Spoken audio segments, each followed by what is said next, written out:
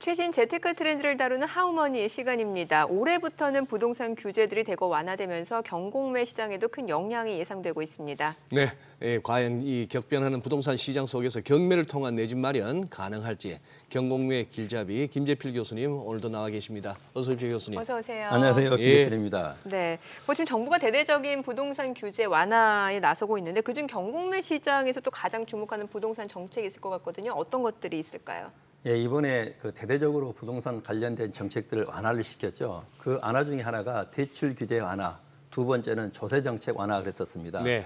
그런데 저희들이 생각했을 때는 물론 이런 정책들이 부동산 시장에 영향을 미치지 않는다고는 할 수가 없어요. 네. 그런데 이번 정책은 굉장히 좋은 정책이지만은 반쪽짜리 정책에 불과하다 생각합니다. 그래서 이 정책이 정말로 집을 마련하고자 하는 서민들에게는 영향을 미치지를 않고 주택을 많이 가지고 있는 사람들에게 이렇게 그 세금 완화 정책을 줬고요.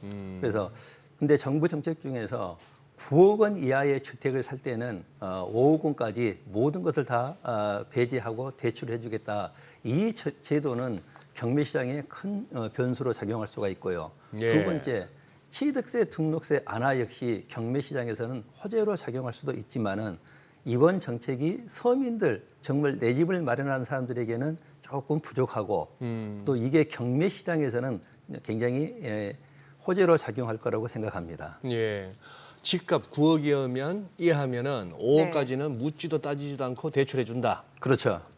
근데 서울에서 워낙 집값이 뛰어가지고 아무리 경매 시장이 나온다 해도 9억짜리 집이 있을까 싶기도 한데요. 그래서 사례를 좀 최근에 예전에 나왔던 용어가 노도강 그래서 상대적으로 집값이 저렴했던 것이 노원구, 강북구, 도봉구 이랬었거든요. 네. 그런데 그쪽 지역에 사실상 우리나라 그 대한민국 주부들이 가장 선호한 면적이 있죠. 구조.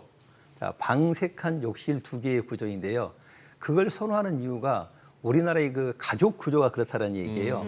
예를 들어서 딸, 아들 하나, 부부 그러면은 방 3칸이 필요하거든요. 3개는 있어야 되죠. 그런데 이제 그걸 갖다 우리가 85제곱미터 이하 얼마나 국민들이 선호했으면 국민주택 규모라 그랬었습니까? 네네. 그런데 그런 아파트들이 전부 다 지금 12억, 13억, 15억대가 올라갔었어요. 네. 그래서 이 9억 이하의 5억 대출은 정말 실효성이 약하지만은 그걸 찾다 보니까는 이게 가장 적합한 게 부동산 경매 시장에서는 그런 물건들이 의외로 많다는 얘기죠. 아하, 그래요. 네, 그럼 실제 좀 사례를 들어서 저희가 설명을 들어보면 좀 이해가 쉽게 갈 것 같거든요. 네, 한번 사례를 예. 보겠습니다. 자, 이번에 1월 11일 날 서울중앙법원에 경매가 나와 있는데요. 네. 경매를 우리가 보면은 부동산 할인 시장이라고들 그 혹자들은 그렇게 하기도 합니다. 네. 왜냐하면은 항상 일반 매매 시장보다는 저렴하게 좋은 주택을 구입할 수 있는 게 부동산 경매거든요. 네. 그러면은 왜 경매가 진행되느냐? 왜냐하면은 청산이 어렵기 때문에 법대로 청산을 해서 채무를 벗어나고자 하고 네. 채권자는 법의 힘을 빌려서 내 채권 회수를 하고자 하는 방법이거든요. 네네. 그래서 보면은 서울중앙법원 중앙법원에 신림동의 현대아파트라는 아파트가 경매에 진행되는데요. 이 아파트의 건물 전용 면적이 119.48제곱미터 그러면은 우리가 얘기하는 평수로 하면은 36평 그러면은 중대형 면적이거든요. 네. 그럼 이런 구조를 보면은 방 4칸, 거실, 주방 이렇게 해서 굉장히 좋은 면적입니다. 자, 이 아파트의 감정 가격은 12억 6,200만 원. 예. 이 감정 가격은 법원에서 공정하게 공인된 감정평가사가 감정한 가격입니다. 그러면 이제는 만약에 부동산 가격 상승기에는 시세가 13억이 될 수도 있고요. 하락기에는 뭐 10억이 될 수도 있는데 최근에 내가 포털 사이트를 보니까는 거래된 사례가 한 11억대에 거래된 사례가 있더라고요. 근데 이게 지금 현재 6억 4,600, 즉 감정 가격의 절반 이하로 떨어졌습니다. 이게 최저 가격이 이렇게 돼 있는 그렇죠. 이유가 따로 있나요? 뭐 문제가 있는 건가요? 예, 문제가 있죠. 이게 왜냐하면은 문제가 있기 때문에 일반 매매로 판매하지 못하고 경매로 판매를 하는데요. 이 부동산의 문제는 내가 보니까요. 등기부 등본에 채권 채무가 약 한 12건. 아이고 복잡하구나. 예. 네. 그리고 부동산 가격은 11억에 거래가 됐는데 이 부동산에 그 17억의 부채가 있기 때문에 예. 내 자산 가치보다 부채가 많다는 얘기예요. 예. 그래서 이것을 이제 법대로 팔아서 채무를 변제하는 한 가지의 방법인데 예. 요즘 얘기하는 아무리 좋은 대책이 나왔더라도 이게 11억이면은 대출이 안 된다는 얘기죠. 네네, 그렇죠. 네, 그래서 이게 경매 시장에 나왔는데 이게 지금 보면은 실거래가 예를 들어서 감정 가격 최근에 거래되는 가격들은 뭐 10억, 11억이더라도 이걸 만약의 경우에 6억 5천만에 낙찰받는다. 그럼 이게 실거래가가 되는 거예요. 그러면 이런 아파트들 같은 경우에는 5억까지 대출이 가능하다. 그렇기 때문에 경매 시장에서는 정말 내 집을 마련할 수 있는 좋은 그런 기회가 될 수도 있고요. 뭔가 문제가 있는 물건이긴 한데 6억대 낙찰을 받게 되면은 대출이 가능하기 때문에 그렇다라는 거잖아요. 문제는 딱 하나입니다. 집값보다 부채가 많다. 글쎄요. 네, 그건 그런데 큰 그게 문제잖아요. 걱정이에요. 그런데 이제 경매 네. 시장에서 경매의 네. 이 제도가 어떤 제도가 있냐면은 내가 그 물건을 낙찰 받았을 때 네. 어떤 경우에는 전 소유자가 가지고 있는 채무를 승계하는 경우가 있고 네. 어떤 경우에는 승계하지 않아도 되는 경우가 예, 있습니다. 그게 가장 이제 보편적으로 우리가 생각할 수 있는 게 임차인인데요. 네네. 만약에 여기에 대항력을 갖추고 있는 전세권자나 임차인이 있었을 때는 네. 이 부동산을 사더라도 낙찰자가 임차인의 보증금을 승계 취득해야 됩니다. 예. 그런데 이 집에는 지금 소유자가 살고 있기 때문에 내가 17억의 채무가 있는 집을 낙찰을 받더라도 이런 채무는 전부가 다 소멸, 전부 다 아하. 말소가 되기 때문에 깨끗하게 채무가 정리가 되는데요. 아, 이게 그러니까 지금 세입자가 살고 있는 게 아니라 지금 집주인이 살고 있기 때문에. 그렇죠. 아, 몇 년 전에 이런 사례가 있었습니다. 대한민국의 최고 부촌이라고 할 수 있는 한남동에 예. 아주 굉장히 그 사람들이 선호하는 그 주택인데요. 네. 그게 감정 가격이 50억이었는데 그 집에 채무가 한 200억 됐었어요. 유엔빌리지 쪽인가 봐요. 하여튼 뭐 그쪽입니다. 예, 예, 예. 그런데 그걸 보니까는 경매를 시킨 사람이 누구냐면은 아버지가 경매를 시켰고 예. 그리고 아들 집을 아버지가 경매시켰고 아버지가 낙찰을 받았어요. 네. 그러면은 그거 같은 경우에는 50억짜리 주게 채무가 몇백억이더라도 모든 게 다 정리가 돼버린다는 얘기예요. 아들이 살고 있었던 예. 거고 아들이 그 집 실소유주고 네. 근데 아빠가 낙찰을 받고 그렇죠. 그러면 나머지 부채는 다 탕감을 받는 탕감이 거고. 된다. 그래서 어떤 경우에 보면은 그렇게 경매가 나오는 사례도 가끔 있습니다. 아니 근데 교수님 말씀을 듣다 보니까 방금 말씀하신 그 한남동 케이스는 왜 이렇게 듣고 있는데 불편하죠? 왜 불편하시죠? 뭐 좀 이상한데요. 그러니까 뭔가 약간 좀 뭐 좀 편법 약간 악용된 느낌이라서 악용된 느낌? 이제 불편하신 그러니까 이제 이렇게 것 생각할 같아요. 수도 있죠. 내가 집이 50억인데 채무가 예를 들어서 150억이다. 이걸 팔아서 누구에게도 변제할 수가 없어요. 그러니까 이것을 결국은 법대로 팔아서 법원에서 그 권리의 순서대로 적법하게 배당해주는 제도가 바로 경매입니다. 자, 예를 그러니까 다 들어서 이게 은행 빚었나 보네요, 대부분이. 뭐 그러면. 대부분 그런 경우를 할 수가 예. 있겠죠. 예, 알겠습니다. 근데 교수님 지금 워낙 경기가 안 좋으니까 경매 낙찰률이 낮다면서요 요즘. 굉장히 경매 시장에서는 네. 우리가 크게 얘기하면 두 번의 한란을 거쳤죠. IMF 그리고 2008년 글로벌 금융위기. 네. 그 시점보다 경매 시장에 더 많은 아파트들이 가격이 저렴하게 나와 있습니다. 지금 현재요. 근데 지금 그렇게 유찰된 경매물들에 또 재입찰하면서 좀 뭐 위험한 건 없습니까? 지금 그 재입찰이라고 말씀하셨는데요. 네. 이걸 제가 조금 잡아드릴게요. 예. 재입찰이라는 용어는 전에 누가 낙찰 받았다가 다시 이제 경매 7일 후에 물건으로. 판사가 허가를 내렸는데 예. 잔금을 납부하지 않아서 다시 나온 물건을 또리는 재입찰, 그래요? 재경매라고 네, 그러고요. 네, 네. 이것은 16억짜리가 한 번, 두 번, 세 번, 네 번째 나왔지만은 새로운 물건, 신매각, 신경매라고 그렇습니다. 신경매? 네, 그래서 이것은 새로운 물건입니다. 네, 네. 자, 이렇게 가격이 많이 떨어진 이유는 첫째적인 이유는 심리적인 문제죠. 앞으로 집을 사면은 가격이 하락할 것이다. 그런데 저는 50% 이상 우리나라가 아파트 가격이 떨어지는 그런 사례가 없었거든요. 두 번째는 지금 집을 사게 되면은 과도한 세금이 부과가 된다. 이런 그 세금 규제 정책. 그리고 세 번째는 집을 사더라도 싼 줄 알지만 사더라도 요즘은 고금리 때문에 이렇게 네. 가격이 많이 하락했습니다. 그러면은 이 아파트 같은 경우에는 내가 소유자라면은 내 집이 12억짜리인데 6억까지 떨어지면은 채무를 다 변제할 수 없다라는 얘기죠. 그렇죠. 예. 그래서 이 가격이 하락하게 되면은 채무자도 채권자도 또 세금을 받지 못하는 정부도 모두가 다 손해를 보기 때문에 적정한 시점에서 낙찰이 되고 낙찰을 받아줘야만 이런 막혔던 것들이 다 원활하게 해결이 된다고 네네. 생각합니다. 앞서 저희가 이제 사례를 통해서 그 좀 봤던 물건이 있잖아요. 네. 그 물건 같은 경우는 이제 5억 정도 대출이 가능하다고 나오는 거잖아요. 네.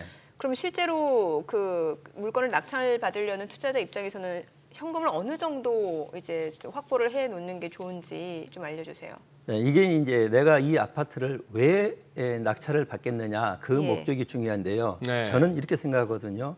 현재 대한민국에 이게 85제곱미터의 아파트 대부분 전세 가격이 5억 이상 갑니다. 예. 네. 그러면 전세를 살고 있는 사람이 내 집을 마련하겠다.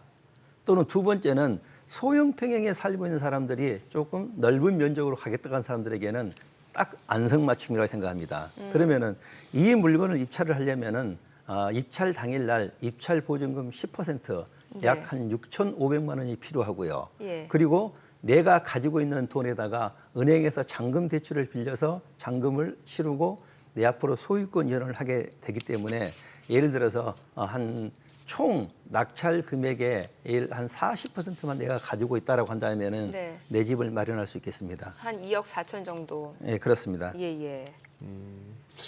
그것도 대출 받아 살려면 요즘 같은 금리면 좀 부담스럽긴 하겠다, 그렇죠. 그죠? 금리가 좀 올라가고 있는 상황이다 보니까 예, 이자 부담도 있으니까 이런 부분도 저희가 좀 고려를 해봐야 될 것 같고요.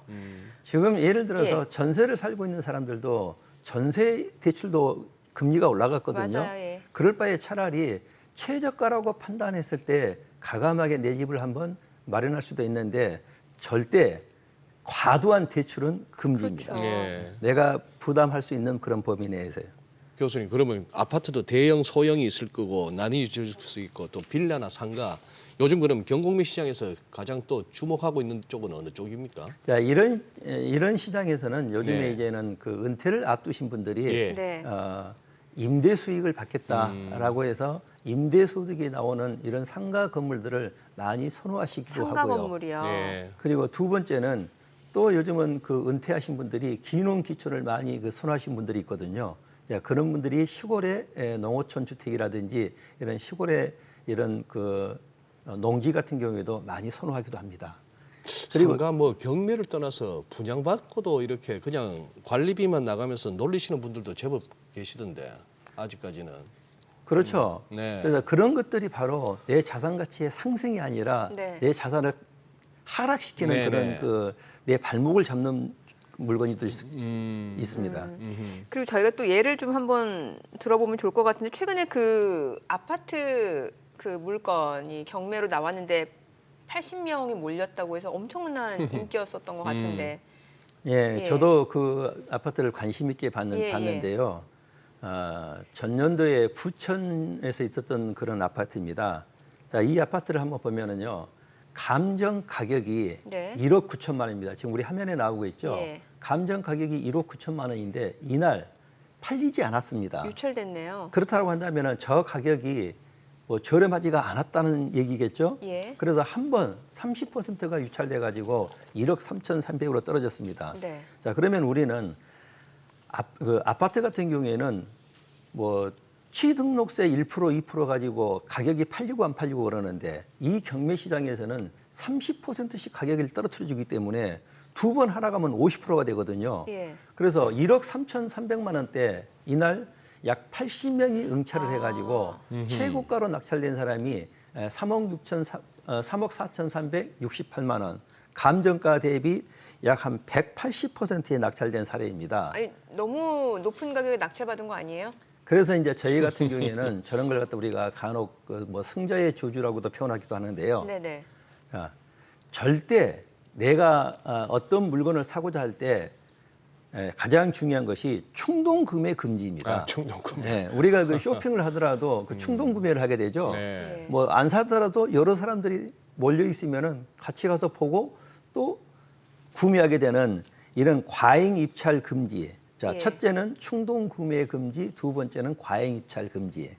만약에 저 아파트가 지금쯤이면은 한 6억 정도 가 있어야 되는데 예. 만약에 가격이 그만큼 가지 않는다고 한다면은 물론 저 아파트를 사신 분을 대상으로 하는 건 아니지만은 저런 경우가 바로 승자의 저주라고도 할 수 있기 때문에 절대 충동 과잉 구매 금지라고 제가 네네. 이 자리에서 말씀드리겠습니다. 그 마지막으로 좀 여쭤보고 싶은 거는 이 경매에 관심이 높아지다 보니까 투자 시 유의할 점이 있다면 어떤 게 있는지 좀 알려주세요. 자, 투자에 유의할 점이 예. 있다면은 가장 중요한 것이 내가 사고자 하는 집에 아무리 저렴하게 사더라도 거기에 내 임대차 보증금을 보호받지 못하는 임차인이 있다라면은 또 그 임차인은 피해자가 되고 네. 물론 나는 저렴하게 살 수 있지만은 상대방의 피해자가 있기 때문에 그런 것들을 세심하게 보시고요.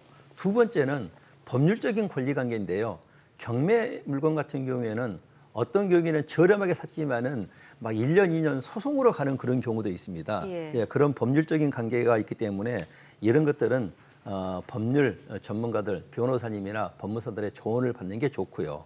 세 번째는 그 아파트에 과도한 관리비가 연체되어 있는지 안 되어 있는지 또 이 연체된 그 관리비 가지고 또 아파트 관리사무소와 분쟁의 소지도 있거든요. 예. 그리고 이제 세 번째는 정말로 시세보다 저렴한지 예. 그리고 이 부동산을 샀을 때 앞으로의 미래 가치, 발전 가능성, 네. 그리고 그 지역의 인구 이입 정도, 그리고 마지막으로는 자금 여력입니다.